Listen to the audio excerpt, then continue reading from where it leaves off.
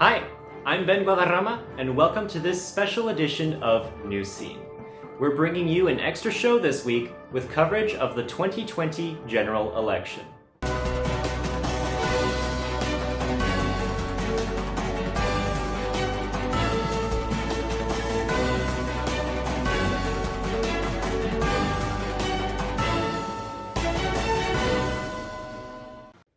We're kicking off our coverage tonight with the battle for the White House. Nearly 24 hours after the first polls closed, the presidential race is not over yet. Both President Donald Trump and presidential nominee Joe Biden continue to wait for the results with the rest of the country. The latest updates have Biden winning Wisconsin and projected to take Michigan as well. And the lawsuits have already started. The Trump campaign says it has filed a lawsuit in Michigan, with others potentially coming. And it's not just the presidential race that's been a nail-biter. The race for the 50th Congressional District has already flipped once and remains tight. Republican Darrell Issa has a small lead against Democrat Amar Kampanajar by just 5%. The 50th District has been Republican for years. Former Representative Duncan Hunter resigned in January after being charged with fraud and conspiracy. And Sarah Jacobs will replace 10-term incumbent Susan Davis in the 53rd District.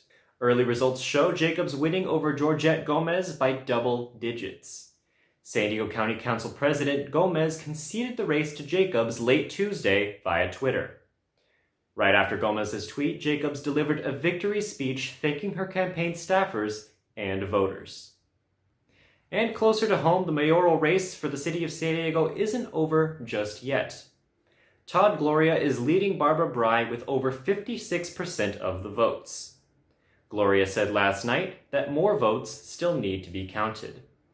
But he did take the early results as a reason to celebrate. Gloria served on the city council for 8 years and as interim mayor for 6 months. And it looks as if a trustee from the San Diego Community College District Board will be working alongside the new mayor on the city council. Victory is all but assured for Sean Elo Rivera in the race for District 9. He thanked supporters on Twitter this morning, telling them they did it. District 9 includes the college area, and Elo Rivera says he has the interests of students in mind. Housing, hunger, transportation, all of these things play such an important role for students. And by serving on city council, the hope is that I would be able, in a position there, to assist, again, mostly students. His opponent, Kevin Barrios, suspended his campaign in September because of city ethics violations. And all of these results come as officials all over the nation continue to count ballots. In San Diego County, over 1.25 million people have voted. Biden has taken the lead here in San Diego, holding nearly 62% of votes. Biden also broke the record set by former President Barack Obama for most votes won by any candidate in U.S. history. So far, about 59% of eligible voters in the U.S. have participated in this year's election. And when it comes to voter turnout, plenty of attention has been paid to the youth vote. Newscene reporter Jesus Lopez told us last week that young voters were expected to vote in record numbers. And they did, overwhelmingly supporting Biden. In many key states like Wisconsin, Arizona, and Pennsylvania, Biden was the top choice for voters under 30. And this election, young voter turnout in person was not the only record broken. Mail-in voting was also up. In the battleground state of Pennsylvania, nearly 3 times as many Democrat voters returned their mail-in ballots. Finally, Donald Trump picked up a record number of Latino voters compared to in 2016, spanning from states such as Georgia, Ohio, and Florida.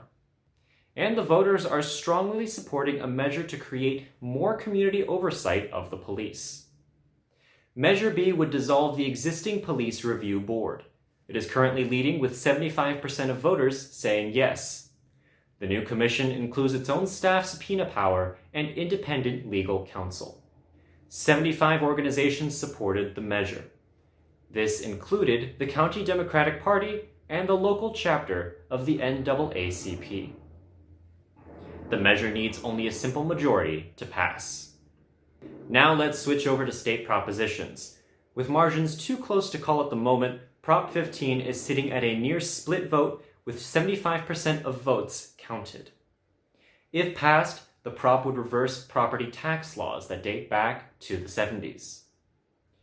The new funds would be used to help fund education in the state, including right here at San Diego City College. Proponents of the bill say a small fraction of businesses would pay the majority of the taxes. But opponents worry about the timing of a major tax on business. And finally, app-based companies like Uber and Lyft are breathing a sigh of relief today. Prop 22 allows drivers working for those companies to stay independent contractors. As of this afternoon, 58% have voted yes. The proposition overturns a bill written by San Diego Assemblyperson Lorena Gonzalez, who is far ahead in her own race for the 80th district. But that bill couldn't hold up to the heavy support from multiple app-based companies, including Lyft, Uber, and Instacart. Well, that's all we've got for you tonight. You can tune into Newscene this Friday for our regularly scheduled show. And you could follow election coverage from both Newscene and the City Times through this week on the City Times website, sdcitytimes.com. And remember to follow SD City Newscene and SD City Times on Twitter, YouTube, and Instagram. Thank you, and good night.